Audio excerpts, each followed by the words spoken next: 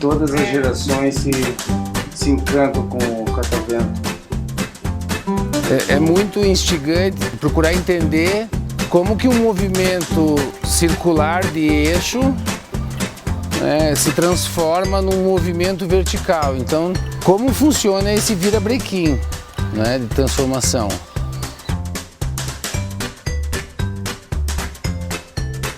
Essa cauda tem a mesma função no avião, que é estabilizar, colocar os hélices de frente para o vento. Então, a primeira ação do vento, olha, ele tá vindo daqui o vento, então ele força para cá e leva sempre o hélice de frente para o vento.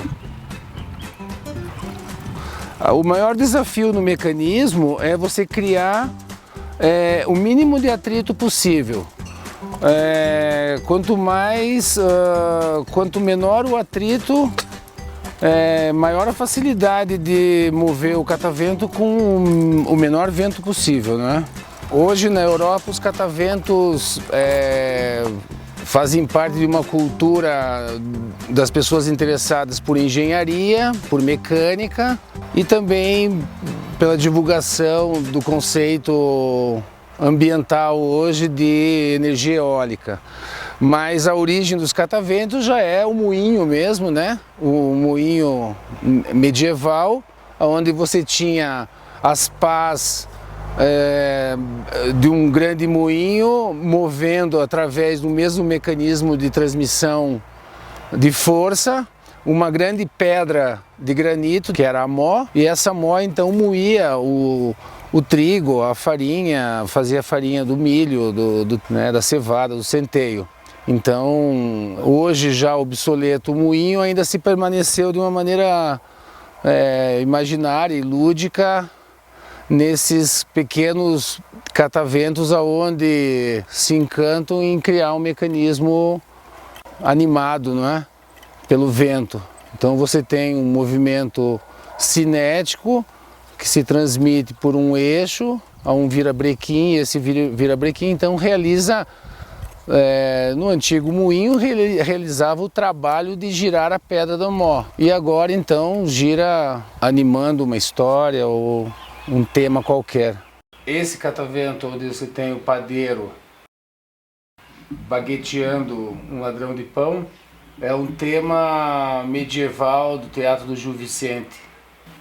Então, os cataventos móveis assim estimulam muito a imaginação. Esse mecanismo são dois virabrequins. São dois virabrequins que levantam esse como se fosse um eixo de um pistão, né? Que é altamente estimulante, né? Na Europa tem concursos, praça pública de mecanismo de catavento, porque na verdade os mecanismos são princípios mecânicos, né? Então é um virabrequim, ou são duas polias em contato, ou polias com de diâmetros diferentes que reduzem a velocidade ou aumenta a velocidade. Então o catavento serve muito bem para trabalhar a mecânica. No caso, por exemplo, do catavento que você está fazendo, né, a transformação de energia cinética em energia elétrica. Um catavento que vai gerar energia a partir de um motorzinho de impressora, carrega uma bateria e aí um terminal de celular, poder carregar o celular no catavento. Então, aqui nós temos então um virabrequim, ó. Ele então transforma o movimento circular no movimento de vai e vem. Nessa haste é fixado então agora um eixo de pistão. Vamos fazer do próprio material aqui, vamos cortar um pedaço do arame, entortamos aqui.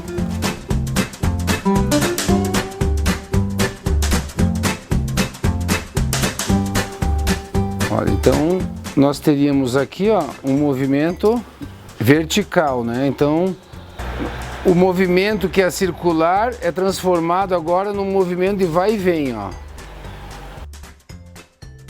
Então essa ponta pode se acoplar a qualquer necessidade aí da fantasia do seu catavento, né? Então aqui a gente tem uma estrutura onde aqui segue a parte de trás do catavento com a aleta traseira, e aqui na frente então tem a ponta do eixo para receber o hélice, né?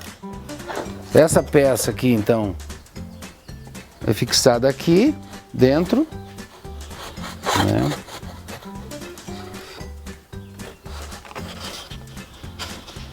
E nessa outra ponta então o hélice, ficando aqui o espaço, né, aonde corre o eixo do virabrequim, para que o braço do virabrequim, para que realize aqui um movimento vertical, né? Então, e aqui iria o hélice. Essa é a composição básica aí de um catavento, né?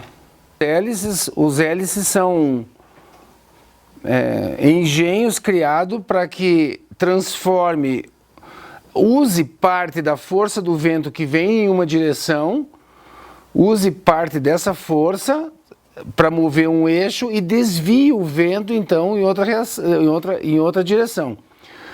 Veja bem que tanto vento quanto água têm densidades, então se elas estão em movimento, elas podem realizar um trabalho. E partindo desse princípio que se criaram os hélices, não é, para que desvie o sentido do vento. Então, em relação a isso, temos os ângulos das pás do hélice, não é? Cada ângulo é apropriado a um tipo de região, a um tipo de vento. Hoje as grandes usinas eólicas usam duas pás, né, que são móveis, elas movimentam dependendo da intensidade do vento, da velocidade do vento. Essas pás se inclinam mais ou menos, né, para se manter uma velocidade constante, não é? Então, partindo desse princípio, você pode criar pás de hélices com palitos de sorvete, né, colados a uma rolha, a uma tampinha de refrigerante, como você pode criar pás de hélice com rodas de bicicleta, com rodas de carro, né, em maiores dimensões. Essa a gente usou uma chapa de plástico.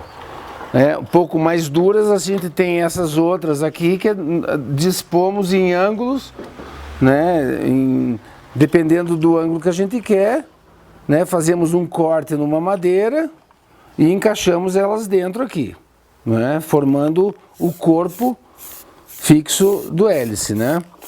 Os pás de hélice a gente tem feito com plástico reciclado de placa, de PVA. E a parte de madeira, a gente tem usado restos de janela, restos de porta, cadeiras velhas que a gente vem coletando na rua. O Silvio está montando um hélice de pás de uma dimensão um pouco maior do que aquelas que a gente estava vendo, né? Dependendo, ele tem um eixo lá de madeira central, né? E é onde está fixando as pás. Esses ângulos de inclinação que a gente dá em cada hélice, é importante que todas estejam sincronizadas para que não haja vibração, né? Todos esses mecanismos, de certa maneira, tem que ser calibrados, né? Esse conjunto de hélice, esse conjunto é para fazer funcionar aqui a iluminação de uma torre Eiffel, não é? Ó, por aqui você já consegue ver, ó, só de virar eu consigo fazer ele de modo intermitente. É mais um catavento de transformação de energia eólica em energia elétrica, né, alimentando então aqui um conjunto de LEDs que vão iluminar a torre. As variações de tamanho das hélices se dão de acordo com um cálculo aproximado de carga que a gente vai ter. Um virabrequim, movimentando um boneco, você tem um tamanho de hélice, você tem um tamanho um pouco maior para dois virabrequins e assim sucessivamente. Esse caso é uma hélice bem grande, porque como ele vai tocar um motor que tem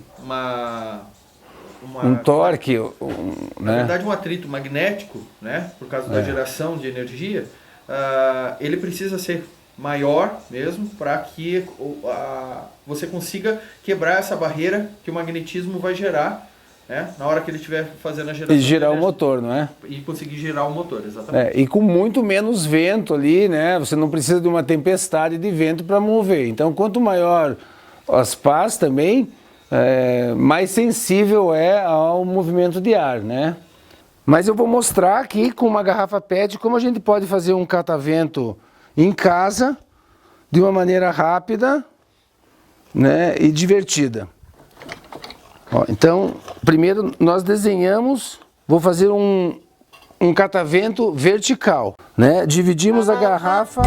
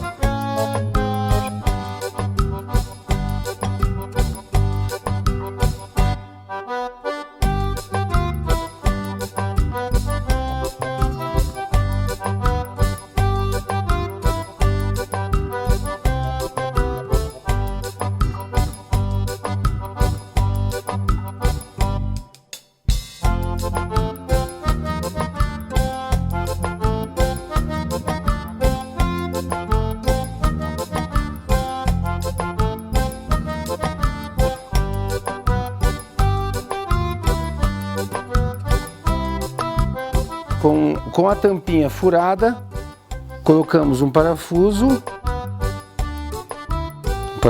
e amarramos um barbante. Aqui, pronto. Então a gente pode nesse catavento colocar plantinhas aqui, fazer buracos, criar um vaso.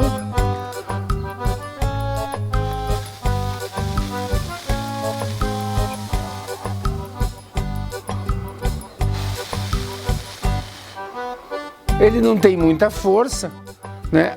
A relação entre os hélices e os seus mecanismos é uma relação de necessidade. Para que ela realize algum trabalho que exige um torque muito grande, como mover uma pedra de moinho, como mover um eixo pesado, ela necessita de pás muito grandes. Como aqui ela não realiza trabalho nenhum, apenas uma pequena hélice já serve para mostrar a animação, né?